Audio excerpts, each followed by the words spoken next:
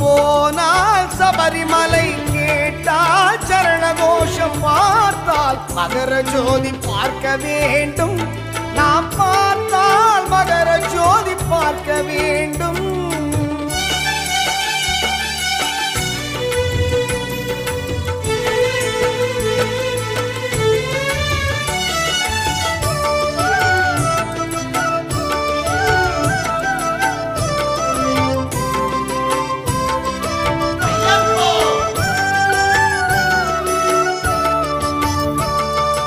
மண்டல காலத்தில் மாலை அணிந்து